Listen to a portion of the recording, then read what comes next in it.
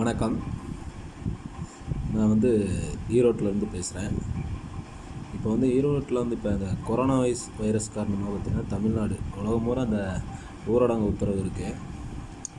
பட்டு அத்தியாவசிய பொருள்லாம் கிடைக்கிது. பட்டு இந்த இதை பயன்படுத்திக்கிட்டு நிறையா மளிகை கடை இதெல்லாம் பார்த்திங்கன்னா வச்சுக்கோங்களேன், 5 ரூபா பிஸ்கெட்டு 7 ரூபா, அப்புறம் எல்லா பொருளுமே 2 ரூபா சேர்த்து விற்கிறாங்க. அவங்க வியாபாரத்தை மட்டுமே பார்க்குறாங்களே தவிர மக்களோட குறைய சரி இப்படி இருக்குது அப்படின்னு யார்கிட்டையும் காசு இல்லையே, வேலைக்கு போகலையே அப்படின்றத யாரும் பார்க்க மாட்டாங்க. அவங்களுக்கு வியாபாரிகளுக்கு பொருள் கிடைக்கிது, போய் வாங்கிட்டு வராங்க.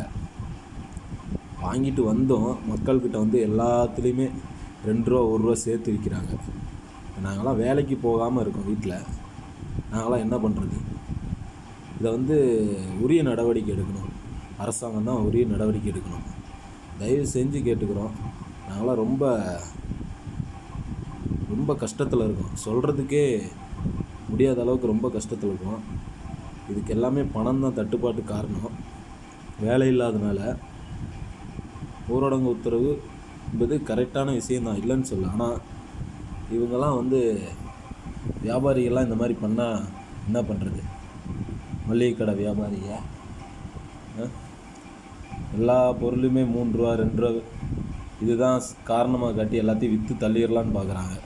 இதை அரசாங்கம் தான் அந்தந்த மாவட்டத்துலேயோ அந்தந்த நகரத்தில் உள்ள எல்லாரும் நடவடிக்கை எடுக்குமாறு மிக தாழ்மையுடன் கேட்டுக்கொள்கிறேன்.